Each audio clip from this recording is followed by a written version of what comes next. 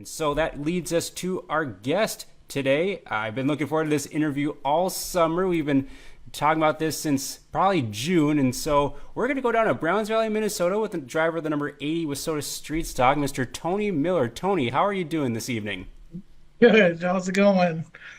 Doing great, doing great. It's this. We've been talking about this a lot, and based on the banter beforehand on this interview, I'm sure it's going to be a fun one. I know. I hope that. I hope I don't get too many bad questions. Yeah.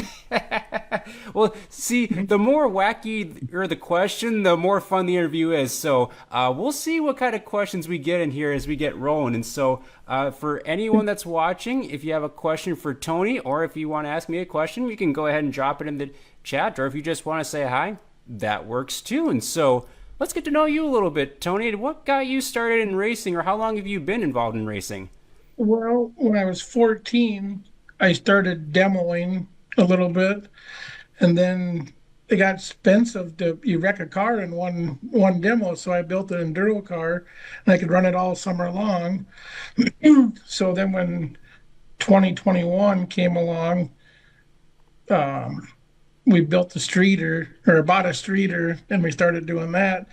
But as you can see behind me, all them trophies, my wife has all first place trophies. There's like 15 of them, minus the one that she lost. She won last year at Watertown. She didn't get one yet, but all mine are seconds and thirds. So she has all first place ones. That's how we kind of met. She wanted to drive my enduro car in the valley here at a race. So then after that, we started dating. Gotcha. So you get grief then from her on how many first place trophies she has versus your seconds and thirds? Yeah, everybody says, how come she can make it to victory lane and you can't? So I said she only has half the competition as I do. She only has like five, six cars to race against, where I got like 20 usually. Well, yeah, I will admit the street stock class is very, very competitive, and it's a tough class, especially around your neck of the woods. And so, with Browns Valley, Minnesota, people probably don't know where the heck that's at. I do, just because I've kind of driven through there a couple of times. Explain to the folks where that is and kind of what your home tracks are. Right between Sisseton and Peaver, kind of to the east is where the valley is or whatever. We got a little enduro track that's a 3/8 track in town here, and it sat empty for 10 years. And then when me and my wife moved back here, we kind of opened it back up, and now we run one enduro per summer, I guess you could say. But and then we got I'm kind of central located.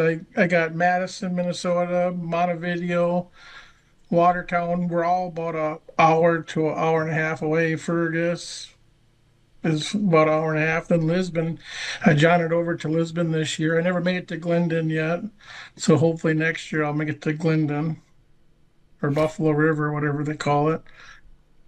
Yeah, Aberdeen, I guess that's pretty close too. I was to say you're kind of right in the honey hole for a lot of these tracks. That's pretty ideal. I mean, I consider myself pretty centralized being in Fargo, but I mean, I hear drivers all the time, especially like in the street stock class, like when we were talking about like on the tour, and it's like all these guys over in Minnesota kind of have it nice. They can race 4 nights a week and not really have to travel more than an hour, hour and a half. Yeah, yeah. I haven't made it to Grand Forks either with the streeter, but I've been to Devil's Lake with the enduro car once. Okay. So,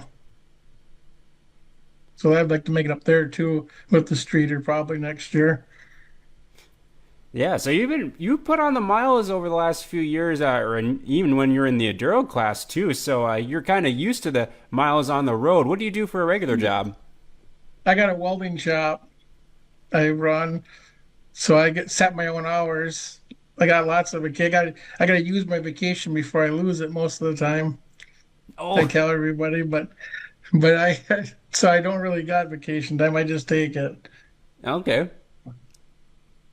So you're good at This is fixing one of stuff. So do people at the track kind of go to you in case they need some quick weld job done, and in case I there's like did a some time between few the heat and the feature?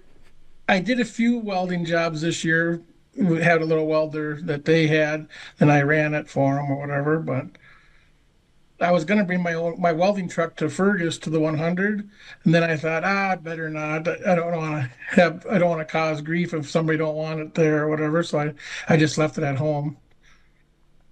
Well, I'm sure it would be if you no matter which track you bring it to, I'm sure you get plenty of business just being at the track. Yeah, I almost have more fun doing that than I do driving almost. Yeah, some days it's kind of just nice to fix on things a little bit, just kind of tinker on the cars itself. You know, Well, we got a few people tuning in. We got Jeremy Bloom from Wisconsin checking in, and he's saying that's a lot of trophies. It is a lot of trophies, but as Tony alluded to, not many first place trophies from his side. yeah.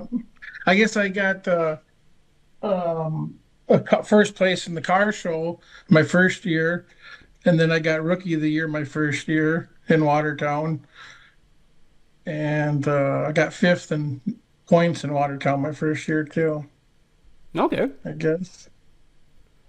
Jordan Schmitz checking in was wondering how many wins do you have? None. Still looking I for that got, first one in the street stock.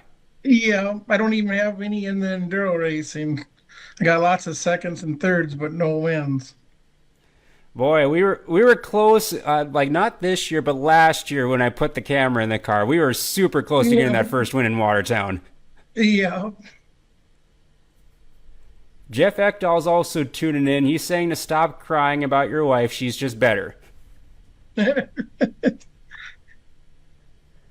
And then Jesse Kelderman checking in. He's wondering if you've got any welding burns. Oh, yeah, I like to show them once in a while.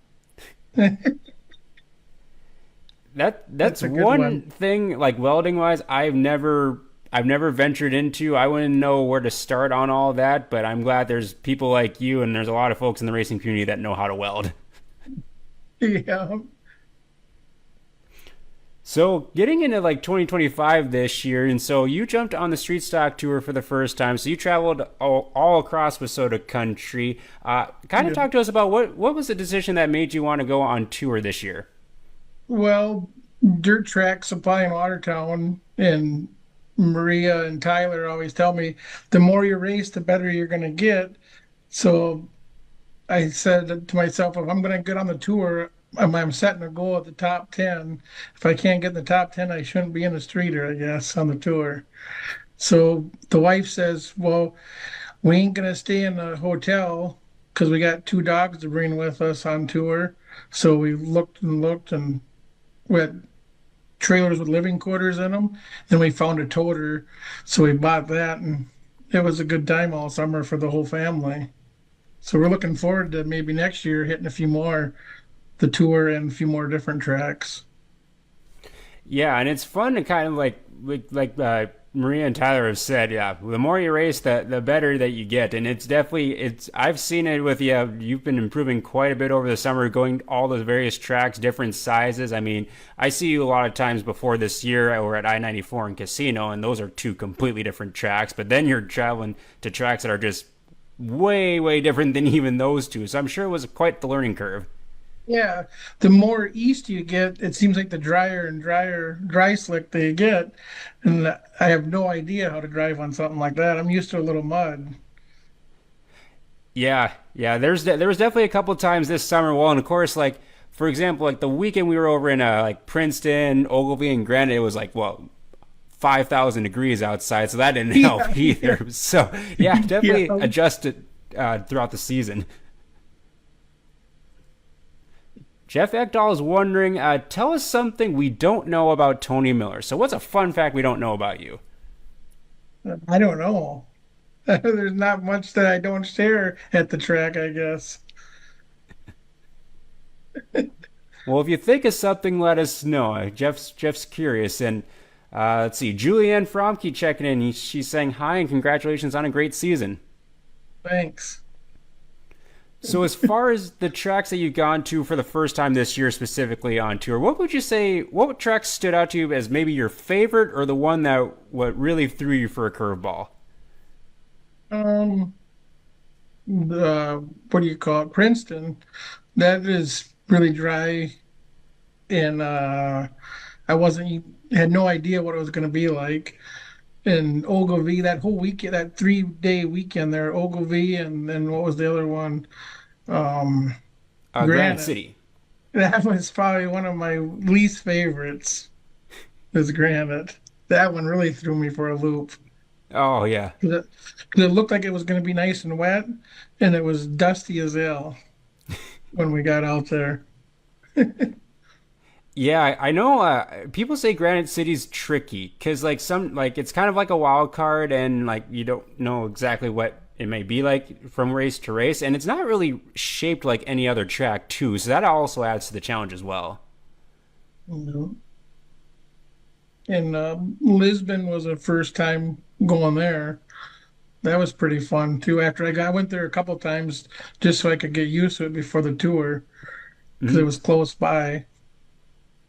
But what do you call it? Uh, Menominee. That was probably one of the fun tracks. I wish I would have went back there a couple more times. That's where I got to meet Sam Finkhauser. Oh yeah, Got to know got to know him a little bit. yeah. Then he Menominee's fun. I do enjoy going out to Menominee, but boy, it's a haul out there. Like I always think that like it's just right next to the cities, and it's not. It's still like another 45 minutes like out once you get out of the cities. So it's a long trip out there. and then the rant. I got to know the rants really good. I went from a field filler to a hard charger in Menominee, where I won a case of beer and $100. That was pretty exciting. Yeah, see, it comes with perks when you follow the tour and you get a good run like that, and you keep your nose clean as well. You know, actually, and speaking of the rants too, so I saw last week when I posted it about your season on the Street Stock Tour page, they Matt Rant called you the Thriller. So did you? Is that your Yeah, official new nickname now, the Thriller, it Tony must. Miller? Yeah, I think so. Because I was going by field filler, and then they said like the Miller Thriller all the time. Everybody said about Miller down in the over past Watertown there, that track. Everybody called it Miller Thriller. So then all of a sudden they started calling me the Thriller Miller. There we go. So now I need to make sure Cody Papke knows the next year he does hero cards for you to put the Thriller or Tony Miller Thriller Yeah, or something like that. yeah, yeah. Jordan Schmitz is also asking, why'd you pick the number 80 for your car number? That's what year I was born. Okay. It's been it's just been with me ever since then. I like all my derby cars. I got a big on a derby car. You got a big sign on top, and I'm a welder and stuff, and I got a plastic cutter. So I got a great big chrome lady cut out on the top of my car with that on there. That's been with me all through my enduro season too. Except when I went to Morris, like I don't know how many years ago it was, but had a big nipple on it, and they made me cut it off or bend it over because it was profanity on for the races, I guess. So we bent it over for a few years, and then it finally got just cut off. Gotcha. But Okay. I Nice. still got it hanging in the garage. Got rid of the car when I got the streeter, but I kept the sign. Okay. Nice. Thanks for the question, Jordan. Jeremy's asking, do you know Ty Agan? Yeah, he's borrowed a So, few sets of gears from me. okay, yeah, I suppose when Ty Oh, was sold over, his basically his whole program, so I'm sure those gears probably came in handy this year. yeah, yeah. I got a lot of sets of gears that I'm always out to help somebody out if they need it. Well, and one thing about Tony is, if you catch well pretty much any race night, he'll offer you to race his car. Yeah, we still got to get you in there. Like at the last one in Watertown, if we would have never got rained out, it would have gonna that was gonna be a fun night. I think we could have got you in there. I know the Rusty Rocket was gonna try getting in it, see if he could fit in my car, but I know he could. Yeah, I know there was a few years ago too. Andy Ross was trying to get Cody and I to get. Well, he was going to try to get one of those. I think those casino cruiser cars back Oh yeah, going. yeah. That'd be interesting to see how that would play out. I'd actually be willing to drive a race car at casino just because it's so much smaller than the other tracks. Like the couple other tracks or one track that I've raced at, it's just so big. It's just like intimidating. Yeah, it is. Especially Viking or not Alexandria one. You can eat a couple cheeseburgers down the front and straight away on that track. Yeah, those That's straightaways are crazy. long. Well, Al Schmidt also checking in. He's saying that heck Tony beats me on the track and at the concession stand too. Yeah, there's never short of having fun with Al. Well, and that kind of leads to one of the questions of the year. So we always joke that Tony likes to try out the cheeseburgers at the racetracks, and so you've been to probably 10 to 15 different tracks this year. You probably tried out a bunch of cheeseburgers. So which track had some of the best cheeseburgers this summer? Oh, it was a couple of them it's a pretty toss up. Some of them have a pretty nice concession stand. Because I ate when I went to Lisbon, I would say would have to have the best cheeseburger out of all the tracks. Because I had probably five of them maybe that one night we were there because they were so good. And then uh, Rance, we got rained out that first night in Jamestown. So she made cheeseburgers, and I might have had six or seven of those cheeseburgers. They're probably the best of them all, I bet. So I got this big cheeseburger thing I'm going to put on my air cleaner so I can chase my cheeseburger around the track next year. Mhm. So that's awesome. I do remember seeing. I think it was the A main at Fergus Falls. I was watching the live of your wife Lacey as she was watching you go around the track, and you were falling back because the race was starting to wind down. And all of a sudden, I just hear Lacey go, "I think Tony's ready to go get a cheeseburger at the concession stand." And at that same point, you lost a wheel on the last lap, and I'm Yeah. like, "What a sequence!" Yeah. I was ready to be just done. I knew something wasn't right. It just wasn't feeling right. Then the checkered flag come out and the wheel passed me. I think the wheel made the victory lane, but I didn't. Yeah, I was in the infield and I look over at 3 and 4 and all of a sudden I see this tire going like 10, 15 feet in there. I'm like, what in the world? And I see you coming in the infield and here's this tire just rolling down the front straightaway all the way through victory lane. Hey, if you can't win the show, you got to be the show. If at least if I don't do good, I look good coming to the show. That's what I tell everybody. Exactly, exactly. Now, one moment that kind of sticks out to me from your year is going down to Aberdeen, one of your kind of the closer tracks, I guess, or I guess for you, it's probably a little further than some of them. But you won the heat race, I believe it's on the Saturday, and then you got to do the candy toss. How good did it feel Yeah. to get that heat win out of the way during a tour race? Oh, that was awesome to get that heat win in. But they didn't tell me I was going to have to climb the flag stand to throw candy. I don't like heights. Yeah, dang, that was a lot of work climbing up. Believe me, I'm not a big fan of heights either, so I'm glad I didn't have to go up there. They asked me before the night, it's like, hey, like we want a couple of the street stock drivers to go up and do the candy toss. I'm like, okay, well I'll just say the first two heat winners, you guys will go up to the flag stand and throw candy. And then when I told you that you're doing the candy toss, and Lisa's like, he's afraid of heights, so this ought to be interesting. I'm like, oh gosh, I did not realize that. The night guard Hey, has a that couple makes of a good good fun videos. experience, and you survived. Yeah, yeah. Let's see. Want to also say hi to Adam Butterfield, Lucas Boyce, Kevin Usas, and Juanita checking in. Thanks, guys, for checking us out for tonight. So now we're hitting the off season. Is there any big plans and stories you hit the off season and look towards 2026? Not real. I'll put a new body on. That's about the only exciting thing. And then I bought a car from Preston Fryer. It's an old Aero chassis that he had, and my boy's gonna race it next year. So that'd be Nice. exciting for him. He's looking forward to, we're probably just going to pick one track, maybe hit a few other ones, but we're going to focus on probably just Watertown for him. Good plan. That's a really good plan, and that's cool to hear that we'll have a new driver join the street stock ranks. I love street stocks, obviously, so the more the merrier to me. Well, and like you talk about putting a new body on, so this body lasted a good couple of years, I believe, right? Yeah, yeah, I got 2 years out of this one. I should have probably put a new body on for this year, but I thought, it's good enough for one more year. It looked pretty dang good for two Yeah, years on it. So yeah. kudos to Well, you. I try not to get into rubbing no one when it starts getting tight. That's why you see me back off. Everybody else goes around me. I'm just out in the way out there sometimes. Makes sense. Yeah, well, because you got to work on the car during the week too. So like the less work you have to do during the week, the better.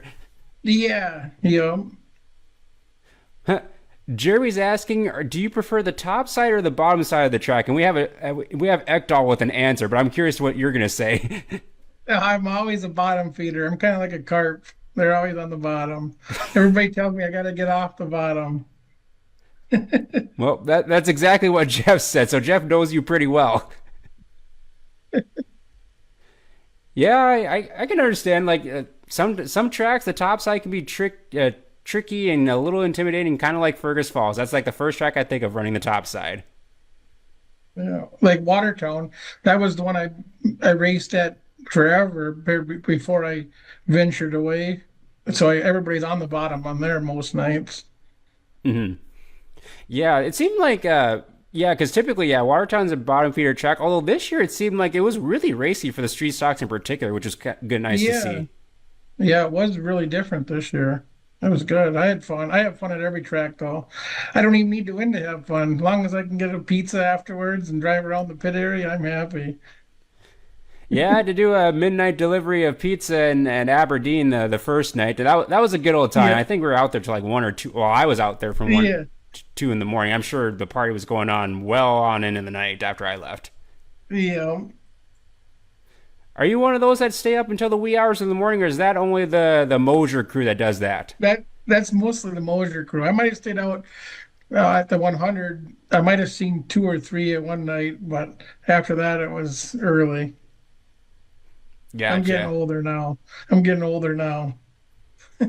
Well, and like I've been so used to staying up until 1, 2 in the morning during the summer, and now that the off season's hit and it's getting dark at 5, like by the time it's like 10 o'clock, I'm like, dang, I am ready for bed, and I'm not used to that quite yet. Yeah. So we got the banquet coming up this week, and you got any fun surprises for the banquet coming up? No, not really. I can't wait to stand by Fankhauser, I guess. Don't create too mischief up there on stage or in the photos. Yeah. Yeah. Okay, Lacey's got a comment in here. She's saying people don't know the suspenders story. So what's the story on the suspenders? Oh, I got some American flag suspenders that I like to wear around holding my American flag shorts up when we go to Mexico. And I come walking out. I took my shirt off. We walked. First of all, the first day I had them on, she's like, "Don't." I'm gonna walk down to the pool. She says, "Don't walk by me with them on. I don't want everybody to see me with you." So I get down to the pool, and our whole crew is like, "Jump in, jump in." They thought that was neater than hell. So then when uh, Trevor and Heather got married, we went to their wedding and I had them on. We went out to the boat, went on this little spot where they could go on the slide and stuff. And I had them under my shirt. And I took it off and everybody went wild again with them on. It was pretty neat. Oh gosh. Well, you got to bring the suspenders out to like one of the tour races, especially if we do like a well, you probably won't do a weekend around the 4th of July. But hey, in July that would be a perfect time. Yeah. I should do that at the banquet up on stage with just suspenders on. I probably wouldn't recommend the banquet, but hey, people would remember it. Now, do you usually do like a winter trip down south to like Mexico, or is that just kind of one of those one-off of things? Yeah, we some most of the time we try going. That's my wife's vacation. My vacation is we go to Deadwood and ride snowmobile. So hers is warm, mine's cold. Okay. That makes sense. I usually go out to California a couple times during the off season or in Florida, so I like to see the warmer climates during this time of year. I'm kind of a wimp when it comes to the cold. We're actually going with Tyler and Maria to the Dome in next month or whatever to that race. So I've that'd be never pretty fun. I've never been in the Gateway Nationals, and like I told JC on our interview last week, it's always during the same weekend as when I go out to California. So it's like, dang, California or Gateway Dirt Nationals, and it's kind of a tough decision. But I enjoy going out to San Diego and visiting my relatives. Hey, Tyler Christensen, thanks for checking in. Doing well. Good to see you. Hope your off season is going well. Before we get to the last couple of questions, Tony, do you have any goals for 2026? I was thinking about maybe setting the bar higher and going for the top 10 in national, but that is a lot of work, I bet, for some peon like me to do. You gotta do the Trey Hess strategy and go for like 90 races Nice, or really. 93 features. I think is what he's told me at the end of the year, and I'm like, that is insane. I don't know if I could keep the family together that long. They'd probably get sick of each other on the road that long. Well, because then you'd have to do the schedule. You have to go all the way to Thunder Bay on Wednesdays, then back down to either Lisbon or Cary on Thursdays, and then from Friday through Sunday you can kind of go wherever you want. Yeah. But then I would have to miss some of the tour races if I decide to go on the. I kind of want to do the tour again next year. I'm Makes hoping. sense. Well, hey, you can still. I know several drivers that like they race the tour and then they still get in the top 10 national points, and we'll see that on Saturday at the banquet. So you can do both. I think you could do it. Huh. And then what was your? Did you have a favorite track that you went to for the first time this last year? I don't know. There's so many good ones out there. They're all kind of my favorite. I guess I have fun at every one. But I really like Watertown because it's close and it's short. I don't know. Aberdeen's pretty fun sometimes, unless it's really muddy. Gotcha. And is there one track that you haven't been to that you really want to check off the list here pretty soon? Like Grand Forks. I haven't. I'd like to check that one out. I got a Grand couple Forks is buddies. fun. I definitely would recommend it. I wish there was a week between the sites and the 100 because it's such a quick turnaround, but it's such a fun weekend. Huh. I got a couple buddies that live up in Grand Forks, and I always wanted to go up there with them, but I never made it yet. Well, you definitely have to make a trip up there at some point in 2026, and yeah, it's a great place. I totally recommend it for you or for anyone that hasn't been there. River Cities is pretty dang awesome, especially because I think I saw some pictures. They might be adding some dirt and maybe adding a little bit of banking, and so I seen something like that too on Facebook. They so were they're doing some dirt work. yep. So definitely making some improvements or some slight changes to kind of get into the 2026 season. So, before I let you go, Tony, I want to give you an opportunity to thank your sponsors, crew, family, whoever helps your racing program. Oh, everybody! I got some good sponsors. Like I got a nice restaurant caterer. If I go somewhere for the weekend, she's always making me cookies or salads to take along. Like with the tour race, the last one of the year, that was kind of neat how they do a potluck supper deal. So I told her about that, and she made me a couple salads to take and stuff. So it was pretty nice. Nice. Yeah. Any Oh. other sponsors or people you like to shout out?